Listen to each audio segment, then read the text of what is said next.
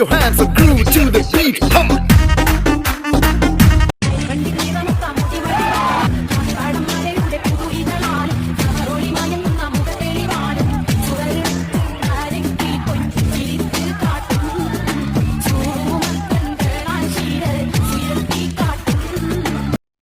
അപ്പൊ സാബിത്താന്റെ ഡാൻസ് ഒക്കെ കണ്ടില്ല നിങ്ങള്? എല്ലാരും കുറെ ആയിട്ടുണ്ടാവും ഇങ്ങനെ കാണല്ലേ.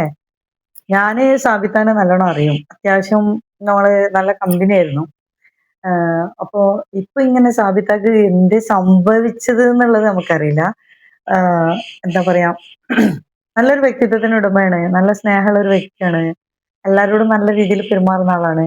ഒരു നല്ലൊരു മനുഷ്യത്തെയായിരുന്നു എന്റെ സാബിത. പിന്നെ അവര് നമുക്ക് നമ്മളെ ഇടയ്ക്കൊക്കെ അവനോട് വിളിച്ചിരുന്നാണ്, ഞങ്ങൾ പ്രോഗ്രാമിനും കല്യാണത്തിനൊക്കെ പോയിരുന്നാണ്. അപ്പൊ അങ്ങനെയൊക്കെ ഒരു ഇതെന്നൊന്നും ഇവർക്ക് ഇങ്ങനെയുള്ള ഒരു മൈൻഡ് ഉള്ളതായിട്ട് നമ്മളറിയില്ല. എന്തായാലും കല നല്ല തന്നെയാണ്. അദ്ദേഹം അവര് പറയുന്നുണ്ട്, ഞാന് ചെയ്യുന്നത് ഒരു കലയല്ലേ എന്ന് പറയുന്നുണ്ട്.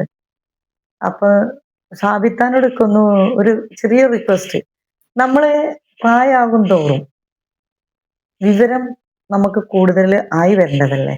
വിവേകവും വിവരവും നമുക്ക് കൂടുതൽ കൂടുതൽ, അതായത് നമ്മളെ ഏജ് കൂടുന്നതിനനുസരിച്ച് നമുക്ക് എക്സ്പീരിയൻസും അനുഭവങ്ങളും മറ്റുള്ള കാര്യങ്ങളൊക്കെ ആയിട്ട് നമ്മൾ അതിൽ കൂടെ കടന്നു പോകുമ്പോൾ ഒരുപാട് അറിവ് കൂടിക്കൂടിയാണ് നമുക്ക് കിട്ടുക. അപ്പം നമ്മൾ അതിനനുസരിച്ചിട്ട് വേണ്ടേ നമ്മൾ ജീവിക്കാൻ.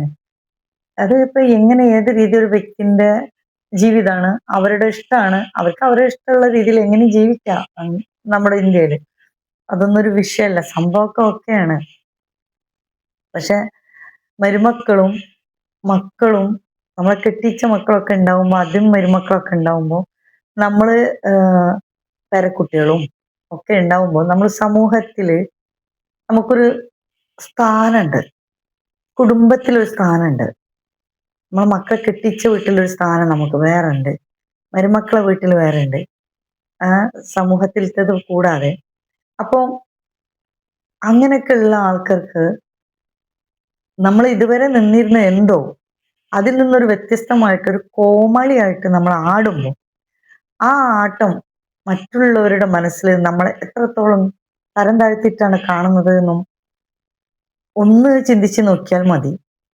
പിന്നെ നമ്മള് ആ മറ്റുള്ളവരത് കാണുമ്പോഴേ നീ അങ്ങോട്ട് നിൽക്കടാ ഇങ്ങോട്ട് നിൽക്കാന്നല്ല മക്കളോ മരുമക്കളെ പേരക്കുട്ടികളെ ഉപദേശിക്കാനുള്ള അധികാരം നമ്മളിൽ നിന്ന് നഷ്ടപ്പെടുകയാണ്. നമ്മൾ തന്നെ സ്വയം കോമാളിയായിട്ട് മറ്റുള്ളവരുടെ മുന്നിൽ ആടിപ്പാടുമ്പോൾ. എത്രയോ നമ്മള് കല്യാണങ്ങളും കളിയാട്ടങ്ങളും പരിപാടികളൊക്കെ ഉണ്ടാകുമ്പോൾ നമുക്ക് വീട്ടില് നമുക്ക് ആടാം പാടാം.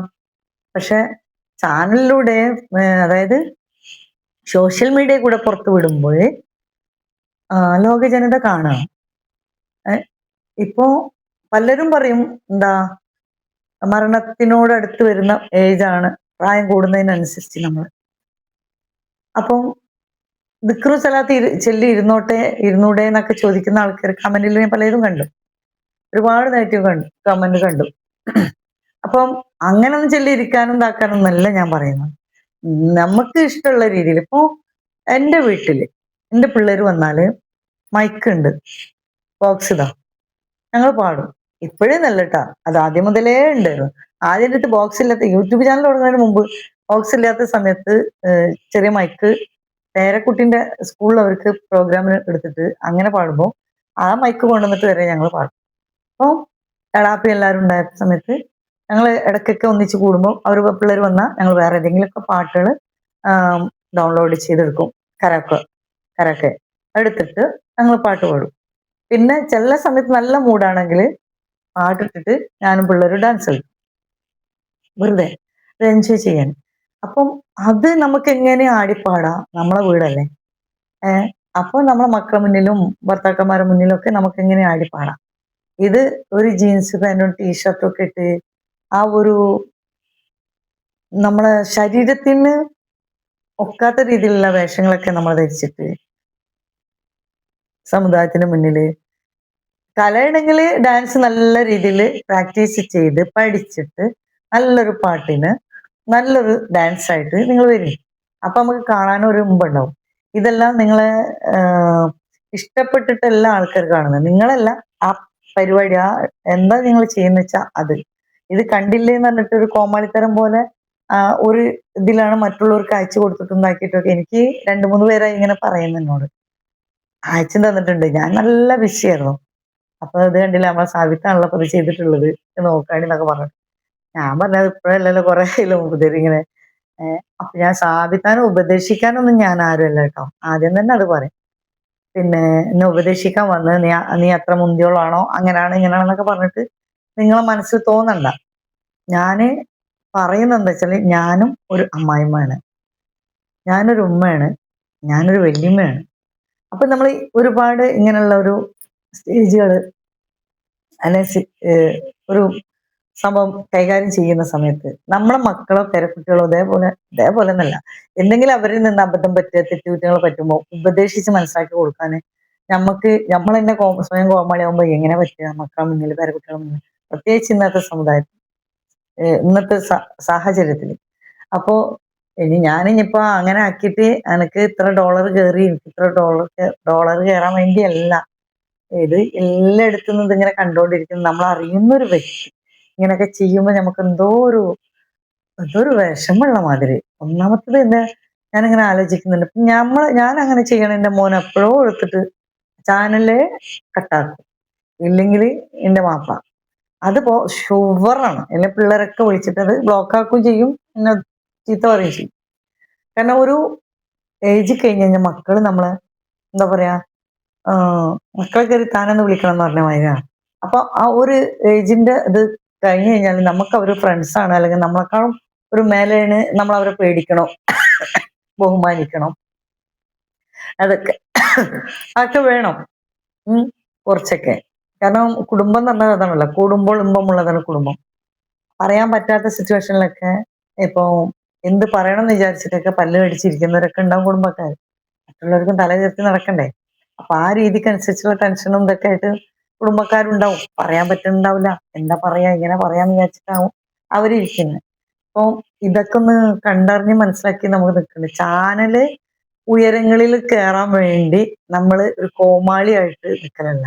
നിങ്ങളെ പ്രായമുള്ളവര് എന്ത് ചെയ്യേണ്ടത് വെച്ചാല് സമൂഹത്തിന് നല്ല ഉപദേശങ്ങൾ മക്കൾക്ക് വേണ്ടിയിട്ടും സ്ത്രീകൾക്ക് വേണ്ടിയിട്ടും മരുമക്കൾക്ക് വേണ്ടിയിട്ടും നിങ്ങളുടെ അനുഭവത്തിൽ വന്നിട്ടുള്ള ഉപദേശങ്ങള്, നല്ല കാര്യങ്ങള്, ഉപദേശങ്ങൾ ഇപ്പൊ ആർക്കും കേട്ടൂടെ കേട്ടോ. നല്ല മെസ്സേജുകൾ പാസ് ചെയ്യാം. നിങ്ങൾ നമ്മളുടെ അത്രയും കാലത്തെ അനുഭവത്തിൽ നമുക്ക് പറ്റിയിട്ടുള്ള പാട്ടുകളും പാളിച്ചകളും എല്ലാം നമുക്ക് അവരോട് പറയാൻ പറ്റും. ആ ഒരു സ്റ്റോറിയൊക്കെ ആയിട്ട് നിങ്ങൾക്ക് കൊണ്ടുപോകണമെങ്കിൽ നല്ല ഒരു എന്താ പറയാ ഒരു സബ്ജക്റ്റ് ആകൂലേ, എല്ലാവർക്കും അത് ഇഷ്ടപ്പെടുകയും ചെയ്യും.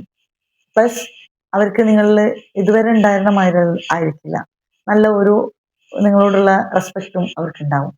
അപ്പം ആ രീതി കൂടെ ഒക്കെ ഒന്ന് സ്ഥാപിക്കാൻ നോക്കിക്കൂടെ. ഞാന് ഇജാരാ എന്നെ ഉപദേശിക്കാൻ വരാ, നീ ഇത്ര നല്ലവളാണോ എന്നൊക്കെ ചിലപ്പോ ചോദിച്ചേക്കാം സാബിത്ത. പക്ഷെ ചോദിച്ചാലും വേണ്ടില്ല, ഞാൻ എന്റേതായിട്ടുള്ള ഓരോരുത്തർക്കും ഓരോരുത്തരുടെ അഭിപ്രായങ്ങൾ പറയാനുള്ള സ്വാതന്ത്ര്യം ഉണ്ടല്ലോ. അതുകൊണ്ട് ഇങ്ങനെ ഒന്ന് കണ്ടപ്പോ ഞാനും എന്റേതായിട്ടുള്ള ഒരു അഭിപ്രായം പറഞ്ഞെന്നുള്ളൂ. നല്ല ബിസി ആയിരുന്നു, ഇപ്പൊ ഒന്ന് ഫ്രീ ആയി. പക്ഷെ ഇതിങ്ങനെ മുന്നിൽ വന്ന് ചിലർക്ക് ഇങ്ങനെ അയച്ചു തരുന്നൊക്കെ കണ്ടപ്പോഴേ ഇൻസ്റ്റയിൽ പോയാലും ഉണ്ട്, യൂട്യൂബ് ചാനലുകളിലും ഉണ്ട്. അപ്പൊ അവിടെ പോയാലും ഇവിടെ പോയാലും ഒക്കെ ഇത് കണ്ടുകൊണ്ടിരിക്കും, നമ്മളെ മുന്നിൽ തന്നെ വന്ന് ചാടിക്കൊണ്ടിരിക്കണേ. അപ്പൊ പിന്നെ നമ്മള് ഒന്ന് കണ്ടു നോക്കും.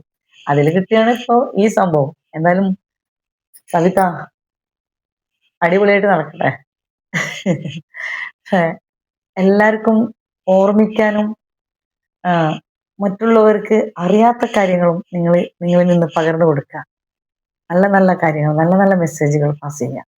അങ്ങനെ നിങ്ങൾ ഒരു വീഡിയോ ഇട്ട് നോക്കി, എല്ലാവർക്കും ഇഷ്ടമാവും. എന്തായാലും റീച്ചിന് വേണ്ടിയിട്ട് കോമാളിയാവുന്നത് ഒരു വല്ലാത്ത ഒരു അവസ്ഥയാണ്. അങ്ങനെ ചെയ്തിട്ട് എന്താണ് നമുക്ക് നേടാനുള്ളത്? അപ്പോഴത്തെ ഒരു ഇതുണ്ടാവുള്ളൂ, പിന്നെ ചാനലിന് നിലനിൽപ്പ് ഉണ്ടാവില്ല. പക്ഷെ ആൾക്കാര് സെർച്ച് ചെയ്തിട്ട് നിങ്ങളെ വീഡിയോ കാണേണ്ട രീതിയിൽ നിങ്ങൾ നല്ല മോട്ടിവേഷനായിട്ടും മെസ്സേജ് ആയിട്ടും പാസ് ചെയ്ത് വെക്കണേ, തീർച്ചയായിട്ടും എല്ലാവരും അത് ഉൾക്കൊള്ളും. കാരണം നമ്മളുടെ അനുഭവമാണല്ലോ പറയുന്നത്, നമുക്കുള്ള അറിവാണല്ലോ പകർന്നു കൊടുക്കുന്നത്. അപ്പൊ എന്തായാലും എല്ലാവരും അത് അക്സെപ്റ്റ് ചെയ്യും എന്തായാലും.